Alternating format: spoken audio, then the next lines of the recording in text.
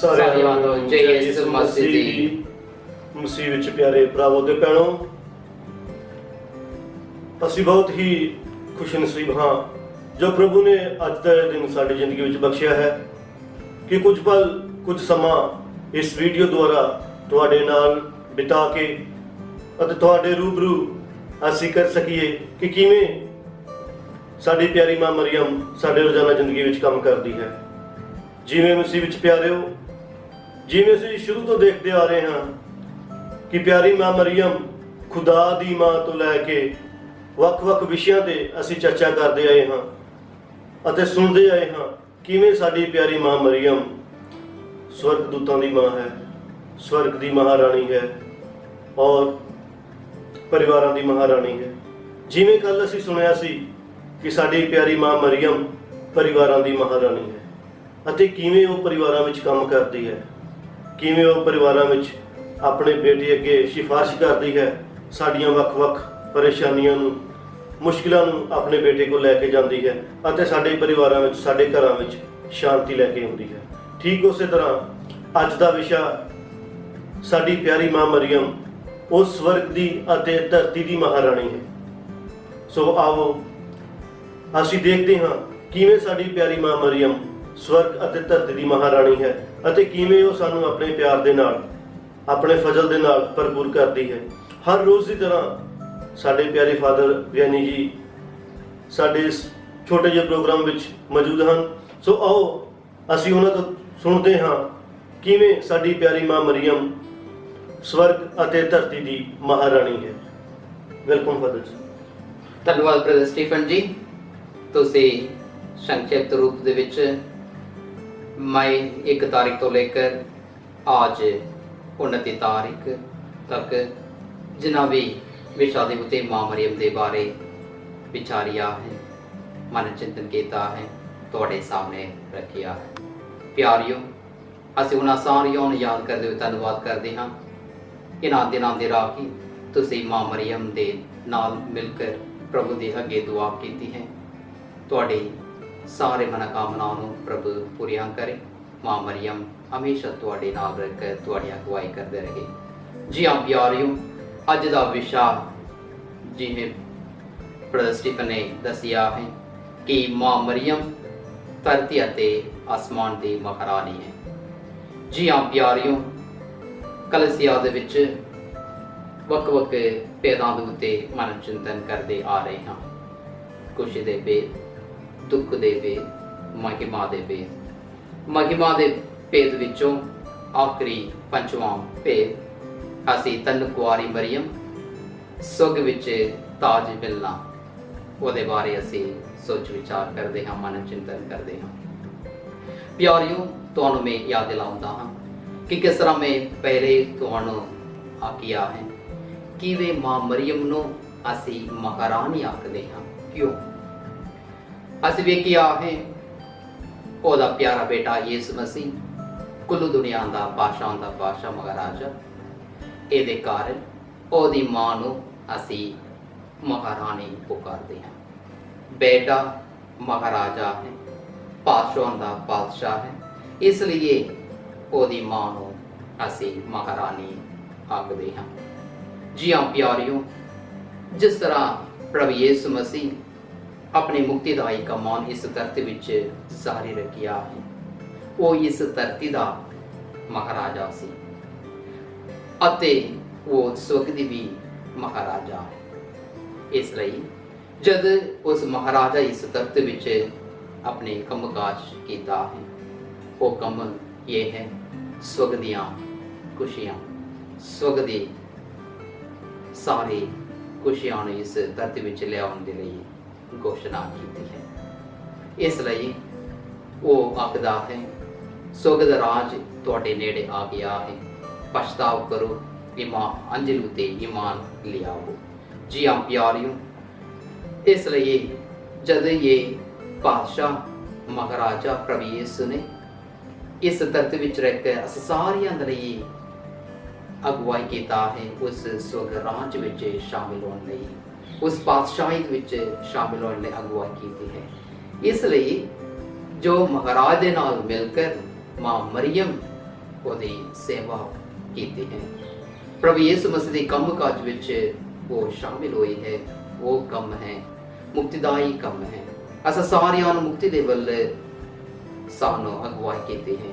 ਇਸ ਲਈ ਉਹ ਮਹਾਰਾਣੀ ਵਜੋਂ ਵੀ ਇਸ ਧਰਤੀ ਵਿੱਚੋਂ ਅਸੀਂ ਪੁਕਾਰਦੇ ਹਾਂ। ਅਸੀਂ ਪ੍ਰਕਾਸ਼ ਦੀ ਪੋਥੀ ਉਹਦਾ 12 ਬਾਬ 1-2 ਆਇਤ ਵਿੱਚ ਪੜ੍ਹਦੇ ਹਾਂ। ਉਹ ਔਰਤ ਉਹਦੇ ਸਿਰ ਦੇ ਉੱਤੇ 12 ਤਾਜ ਪਹਿਨਾਇਆ ਹੋਇਆ ਹੈ। ਜੀ ਹਾਂ ਪਿਆਰਿਓ, ਉਸ ਔਰਤ ਮਾਂ ਮਰੀਮ ਦੇ ਨਾਲ ਤੁਲਨਾ ਕੀਤੀ ਗਈ ਹੈ ਪ੍ਰਕਾਸ਼ਨਾ ਪੋਥੀ ਦੇ ਵਿੱਚ।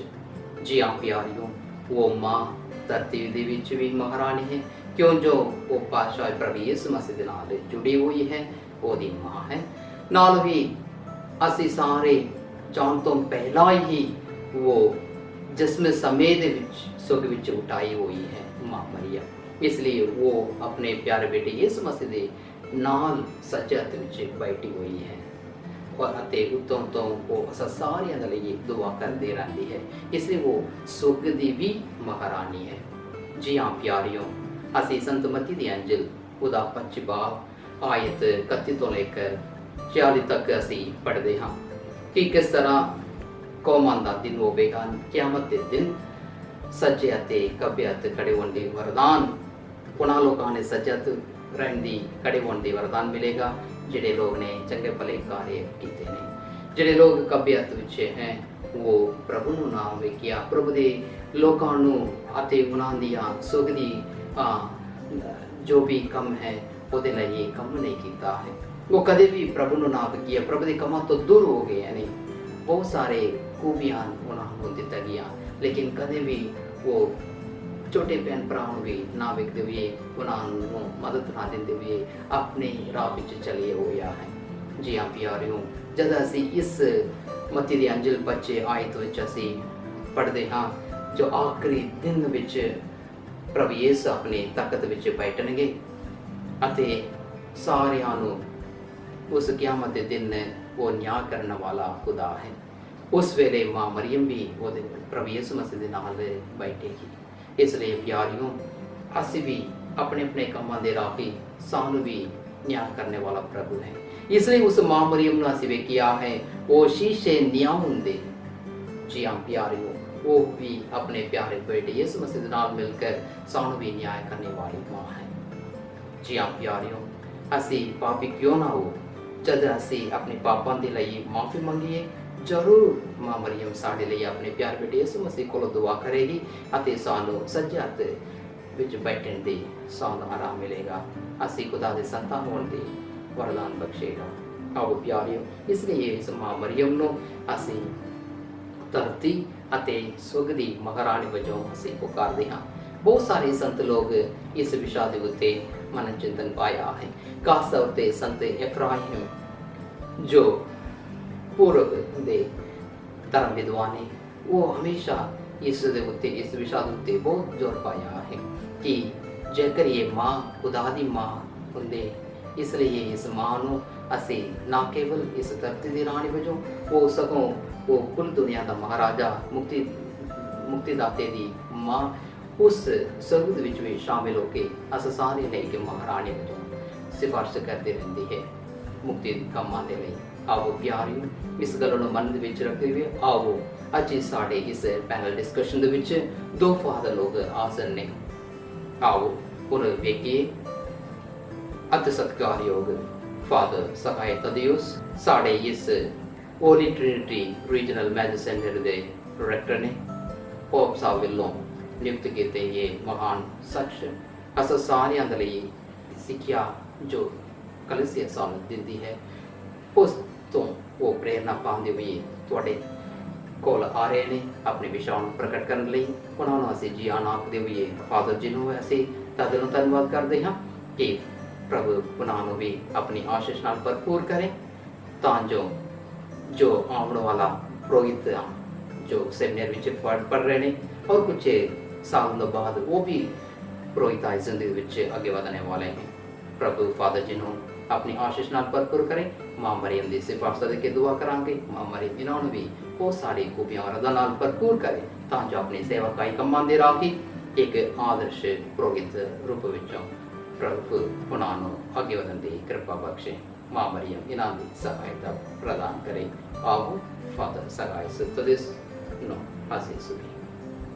ਮਸੀਹ ਵਿੱਚ ਪਿਆਰੇ ਭਰਾਵੋ ਅਤੇ ਭੈਣੋ, ਹਰ ਸਾਲ ਅਸੀਂ ਕੈਥੋਲਿਕ ਈਸਾਈ ਇਸ ਮਹੀਨੇ ਮਾਂ ਮਰੀਮ ਦੇ ਪ੍ਰਤੀ ਆਪਣੀ ਭਗਤੀ ਵਿਖਾਉਂਦੇ ਹਾਂ ਅਤੇ ਮਾਂ ਮਰੀਮ ਦੀ ਆਦਰ ਔਰ ਉਹਦੀ ਸਨਮਾਨ ਕਰਦੇ ਹਾਂ।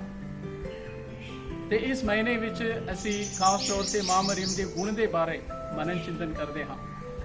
ਤੇ ਮਾਂ ਮਰੀਮ ਦਾ ਗੁਣ ਨੂੰ ਅਸੀਂ ਮਾਂ ਮਰੀਮ ਦੀ ਲਿਖਾਣੀਆਂ ਵਿੱਚੋਂ ਪੜ੍ਹਦੇ ਹਾਂ ਤੇ ਸੁਣਦੇ ਹਾਂ। ਅੱਜ ਦਾ ਵਿਸ਼ਾ ਹੈ, ਮਨਨ ਚਿੰਤਨ ਕਰਨੇ ਦਾ ਵਿਸ਼ਾ ਹੈ ਕਿ ਮਾਂ ਮਰੀਮ ਸਵਰਗ ਅਤੇ ਧਰਤੀ ਦੀ ਰਾਣੀ।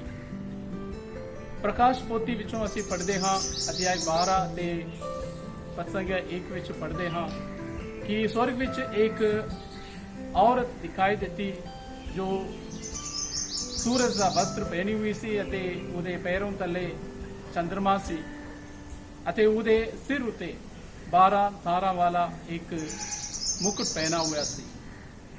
ਤੇ ਬਾਈਬਲ ਵਿਦਵਾਨ ਇਸ ਔਰਤ ਨੂੰ ਮਾਂ ਮਰੀਮ ਦੇ ਨਾਲ ਤੁਲਨਾ ਕਰਦੇ ਹਨ।